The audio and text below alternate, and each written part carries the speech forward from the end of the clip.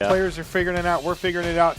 But here, the old standby. Modern, the oldest format that we play at this level. And we're going to settle right into Yuuya Watanabe from Team Musashi. He's playing Tron up against Marcelino Freeman from Team Magic Sewer on the Boggy Boys. Boggles. Boggles. We get to see a little bit of Boggles here. And this is just kind of a classic matchup, and not a whole lot's changed for either of these decks. You know, the Tron deck just trying to hit Tron, turn 3, mulligan aggressively until you get there. It is the deck that probably got the biggest boost from the addition of the London Mulligan, because you do get to look at additional cards to make sure that you get the pieces that you're looking for. And it looks like Yuuya has turn 3 Tron, and Marcelino doesn't even have a play here on turn 1. What? This is not how this is supposed to work for Marcelino, especially given this the London Mulligan. You'd think that you'd almost never have an opening hand that didn't have a slippery bogle or something similar to kick things off, but that does seem to be the case here in game number 1. I'm guessing that he probably has a core Spirit Dancer in your hand, because you simply cannot keep a hand that does not have one of your 1-mana hexproof creatures or the core Spirit Dancer. What about Dryad Arbor? Yeah, I mean, that's extremely slow, and given that you know what you're playing against, I think you do need to be a little more aggressive with your mulligans. I mean, he can still get the Dryad Arbor here, but I will be shocked if he doesn't play a core Spirit Dancer this turn. Looks like he was setting up for next turn. So it's Gladecover Scout and Hyena Umbra instead. I mean, he's doing it now. Yeah, but, I mean, I would guess that he drew the Scout this turn because, of course, you want to play something right away. But look at this, turn 3 Tron and a Wormcoil Engine from Yuuya. And this is going to be very tough. I think this is a matchup that favors Tron because the Boggles deck doesn't have a lot of ways to interact with the Tron's mana base, especially game 1. And, you know, cards like Oblivion Stone and Ugin just go so far in this match. Even a card like Wormcoil Engine, if you're not playing Path to Exile main deck, then you're just not going to be able to really deal with Wormcoil. Yeah, it's interesting because Marcelino does have outs to overcome the Wormcoil Engine here, right? It's actually not that difficult for him to get one of these, in this case, the Gladecover Scout, not only big enough, but also first strikey enough so that it can't, relevantly interact in combat. So it's kind of weird to say, but he might be able to ignore or deal with the Wormcoil. But boy, there's other cards that he has to deal with. You mentioned it, really, public enemy number 1 for him. Well, there's probably 2. Ugin the Spirit Dragon is a problem. Ugin is the absolute best card in the matchup, as it exiles all the permanents. Yes. Meaning, even if you put an Umbra on one of your creatures, it will not save the creature, as it just simply exiles all of them. Whereas something like an Oblivion Stone, if you do have an Umbra, it might be able. It can save your creature. But I mean, if anything, with the Ancient Stirrings, I mean, Yuuya Watanabe is still able to block the Gladecover Scout for a few turns. Yep. But yes, currently the Gladecover Scout is a 4/4 with the Hyena Umbra and the Ethereal Armor. But the moment that he plays another aura that gives +1/+1, the Gladecover Scout will be a 6/6 at the very least next turn. And he has the big boy. Oh. So I was going to say, there's good news for Marcelino. He has Daybreak Coronet in hand. But as we saw, Ancient Stirrings just found exactly what Yuuya Watanabe wants to see here. He found an Oblivion Stone. And I really like this attack from Yuuya because he knows that it's incredibly likely for Marcelino to play an aura this turn to make it so that the Gladecover Scout will be too big to actually trade with the Wormcoil Engine. So instead, Yuuya opting to attack and gain the life here instead.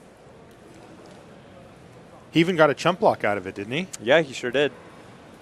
Aggressive chump block here from Marcelino Freeman, but he's just going to go ahead and run out the Daybreak Coronet, get it while the getting's good. Now, Oblivion Stone interesting here as well, and Yuuya says, okay, sure. So the Gladecover Scout is, I believe, an 8/8 here. The Coronet giving 3, the Umbra giving 1, and the Armor giving 3 because there are 3 enchantments on the battlefield. And then, of course, the 1 base power as well. So the big hit here for Marcelino Freeman. But now a fate counter on the Wormcoil Engine. The fun ends here, yeah.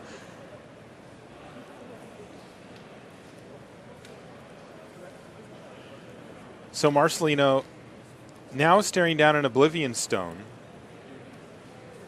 And what does he even do from here?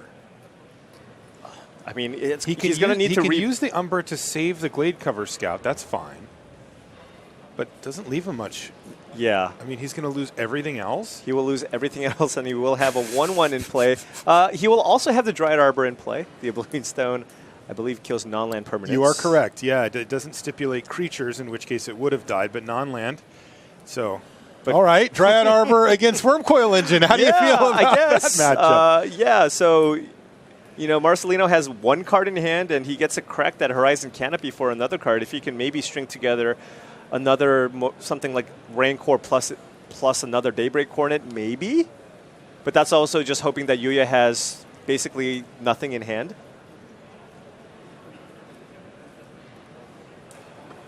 So Yuuya can choose to just pop the O-Stone just to get in for an attack this turn, and that is what he chooses to do here.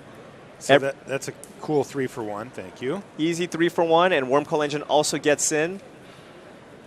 Yeah, you might as well get rowdy, says Yuuya Watanabe. Why get cute here? Let's just get busy. In comes Wormcoil. And the real problem here for Marcelino is that he's got one card left in hand plus the Horizon Canopy. He needs to be able to build back up effectively to where he was before. That's going to take 3 to 4 cards. And he needs to be able to try to outrace this Wormcoil Engine. Yeah, so he needs something like an Aura plus Daybreak Coronet to maybe try to come back here. Right, and then maybe another Aura the next turn, something like that. Instead, it's, hit you for 3? Right. Yeah, I mean, that is the nature of this deck. You know, it just kind of is all in on this one creature. And if you have any type of sweeper effect, especially something that kills all your enchantments, you're in a ton of trouble. Oh, boy. Ooh. It's not getting any better here for Marcelino Freeman either, because Yuuya Watanabe is now coming in with the big hitters. He just drew Ulamog, the Ceaseless Hunger, off the top of the library. Does he have the mana to cast it just yet? He is one short here. He can to cast it this turn, but he can play it next turn, as he has access to all of the mana here. That'd be GG as well. There's no way that Freeman can come back from that. No. I don't think he can come back from where he's at right now. Right. Yeah. It's going to take a lot of auras to attack through a 10/10 indestructible creature. Like you said, I mean, it can get out of hand quickly. Maria just walked by the booth. She's dancing. I don't think she took a quick look, though, at what the board state was. I don't think she'll be dancing after taking a look at who's winning this game. She was happy to see her Boggy Boys in the feature match area. She is not going to be happy to see what Yuuya Watanabe has done to them. Right.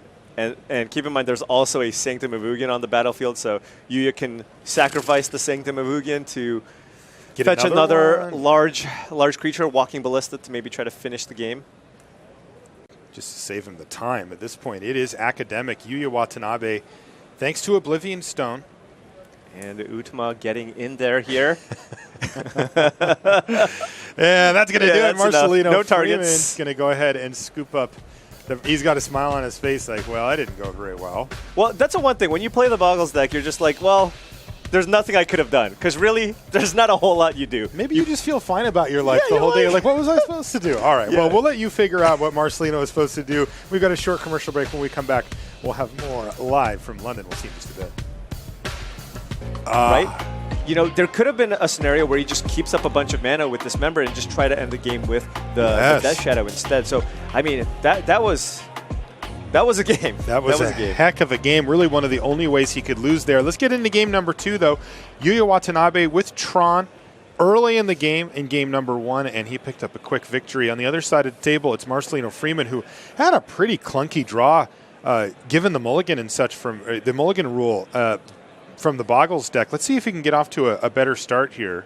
And take a look at Watanabe's hand. He actually, you know, oftentimes with Tron, you want to be mulliganing aggressively so that you have the opportunity to go turn 3 Tron, but he doesn't have another Tron piece here. Sure, he has an Ancient Stirrings to help find one of the pieces, but he has a very, very important sideboard card in his hand here. As you can see, there is a Ratchet Bomb in Yuuya Watanabe's hand, and that card is phenomenal in this matchup. Ratchet Bomb and Oblivion Stone.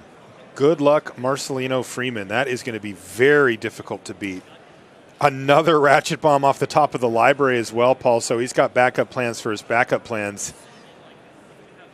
And this is going to get perhaps a bit ugly here from Marcelino Freeman's perspective.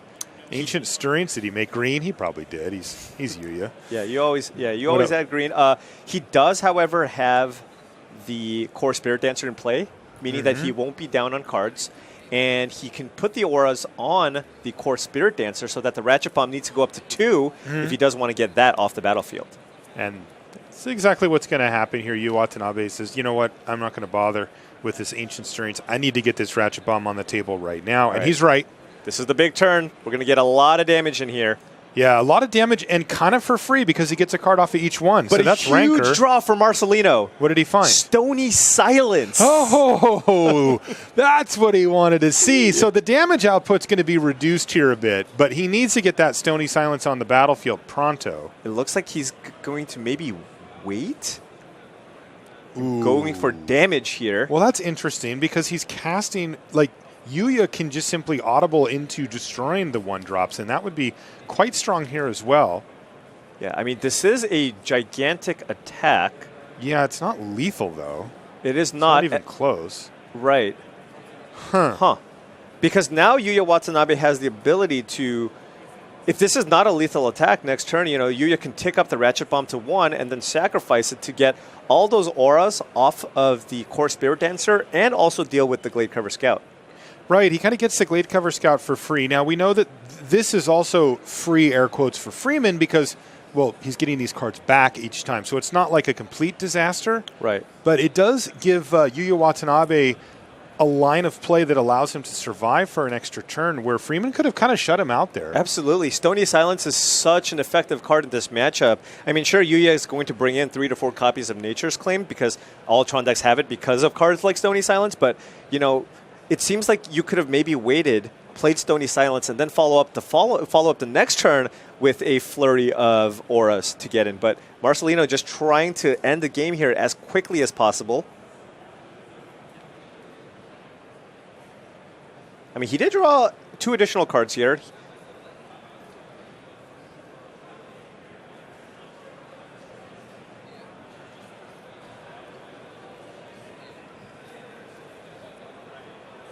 Yuuya surveying the scene now. So what Marcelino can do next turn is kind of force the Ratchet Bomb. Sure. He can lead out with Stony Silence, which will force Yuuya Watanabe to crack the Ratchet Bomb to get those auras off the battlefield. And then if that happens, Marcelino will get the Rancor back, which he could then recast onto the core Spirit Dancer, which would allow him to attack in for 5. What was that? It's close. He's hit to use 6. It's almost lethal, buddy. And remember, he'll get a card off of it, too, so... So if Marcelino has, for example, land plus another aura, that could get it done. That Windswept Teeth is in the graveyard, right? From Freeman. I believe so. Because they can also sneak in a damage with a Dryad Arbor, too. Yes. But I think that he used that one earlier in the game. And these are the kinds of hands, you know, Yuuya, I mean, Marcelino's got to be thrilled that Yuuya's second land wasn't just another Tron land. It was forced. That means, you know, worst case scenario, Yuuya's going to have Tron turn 4, which is a huge difference, especially in this matchup where you're basically just racing. Yeah, this is going actually quite well for Marcelino. I mean, that was Yuuya using Ancient Stirrings to find Chromatic Sphere. Right. Like, huh? That's about as close as you get to a miss out of the Tron deck. So if Marcelino just finds a land here... There's Stony Silence, so he's going to force the issue right now. And Yuuya's going to respond with both the Star and the Ratchet Bomb, or I should say the Ratchet Bomb, which kills the Star. Yeah, so now Marcelino just needs to draw a land because I think he has another Rancor in hand. Yeah, so there's the Rancor. Draw it. Is it a green mana source? Yeah. Nope. Okay, so we get a turn here from Yuuya. But he needs to find an What can answer he even to... find? Yeah, he needs to find... I just don't think he has anything here. No, it's too slow. The mana draw for him has been really horrendous. He somehow got Star and Sphere flooded. Right. It's a little weird for you don't see this actually happen that often. Right. It's super unlikely to miss with Ancient Stirrings on either mine, on both mine and power plants. Right. Is there anything Yuuya can do is the real question here. He is facing a lethal threat. Yeah, oftentimes you can dig through your deck with those Chromatic Spheres and Chromatic Stars, but not with the Stony Silence in play.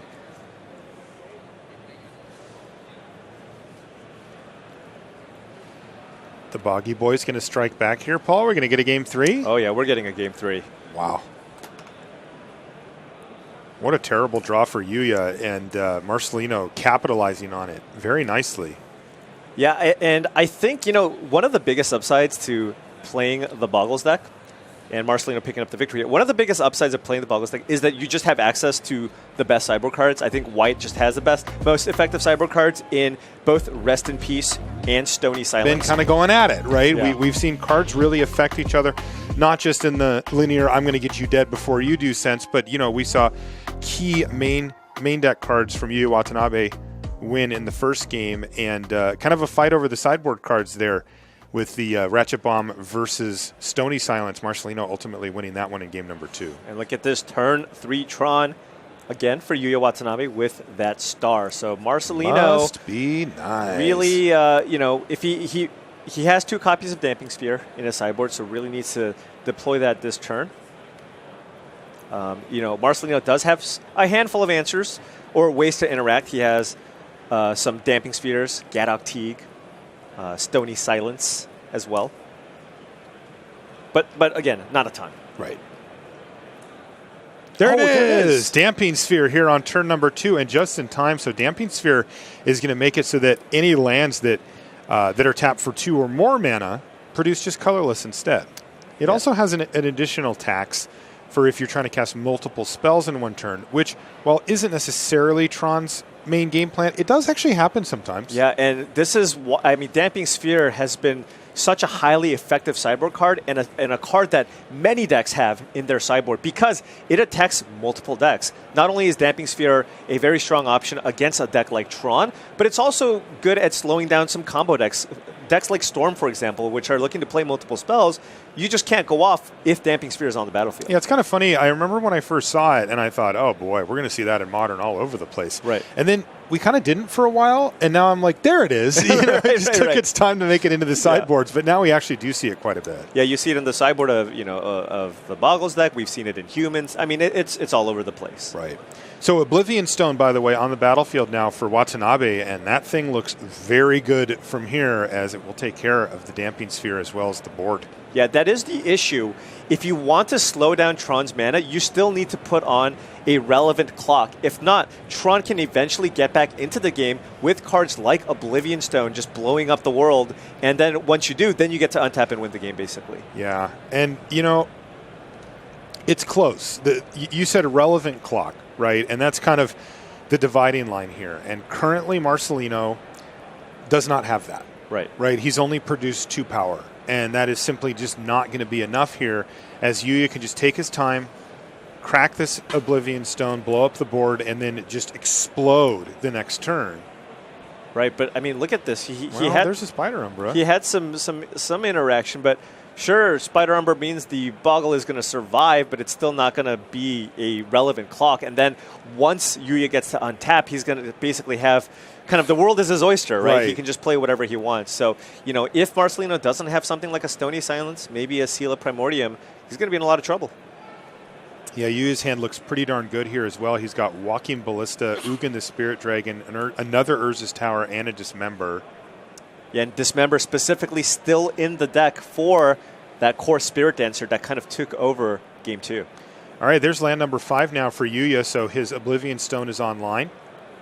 And now Marcelino's just in that awkward spot where, he can get in for 3, but there's really no point to adding more. Right. I mean, he will get to save his Slippery Bogle, as you mentioned, thanks to the Umbra, the Totem Armor on that Spider Umbra, but so? Yeah, Yuuya's going to untap, and he's going to have access to at least 11 mana. Yeah, I think this one's just about over. Yuuya Watanabe just using these colorless sweepers, specifically Oblivion no Stone. lands for you. No. Oh, no, don't do it. Yuuya, come on, off man. the top. And that's going to earn the concession as well.